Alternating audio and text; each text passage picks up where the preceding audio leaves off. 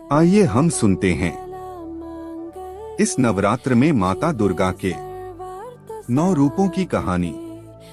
महिषासुर नामक राक्षस के वध से जुड़ी है, जिसके बाद नवरात्रि के 9 दिनों में देवी के 9 अलग अलग रूपों की पूजा की जाती है, जिन्हें नवदुर्गा कहा जाता है। यह कथा बताती है कि कैसे देवी ने देवताओं के कष्टों को दूर करने और पृथ्वी पर शांति स्थापित करने के लिए इन रूपों में प्रकट होकर महिषासुर से युद्ध किया और 10वें दिन विजयदशमी उसे पराजित किया। महिषासुर के अत्याचार।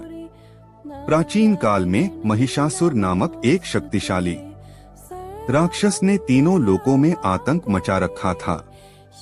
वह देवताओं, ऋषियों और सभी प्राणियों को परेशान करता था और उसे हराने के लिए देवताओं ने मिलकर देवी दुर्गा का रूप धारण किया।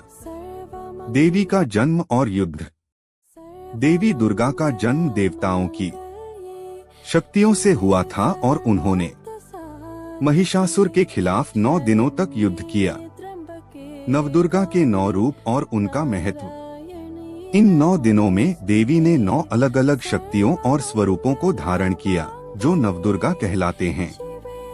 पहली शैलपुत्री, हिमालय पर्वत की पुत्री, जो ज्ञान और शांति का प्रतीक है।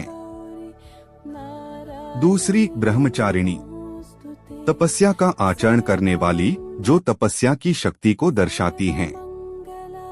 तीसरी चंद्र घंटा, अर्धचंद्र और घंटा धारण करने वाली, जो शक्ति और शांति की प्रतीक हैं। चौथी कूष्मांडा, ब्रह्मांड की रचना करने वाली, जो फूलों के समान हास्य और ब्रह्मांडीय ऊर्जा का प्रतीक हैं।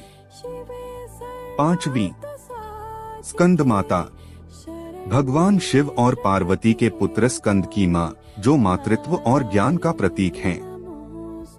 छठवीं कात्यायनी, महर्षि कात्यायन की पुत्री रूप में अवतरित हुई, जो बुद्धि और शक्ति का प्रतीक हैं। सातवीं कालरात्रि, असुरों का नाश करने वाली, जो विनाश और बुराई के अंत का प्रतीक हैं।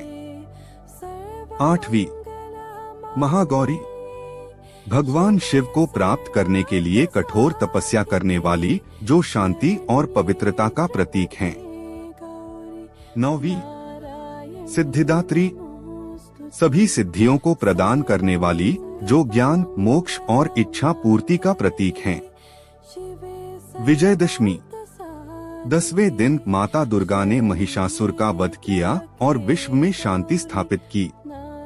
इस विजय का उत्सव विजयदशमी या दशहरा के रूप में मनाया जाता है।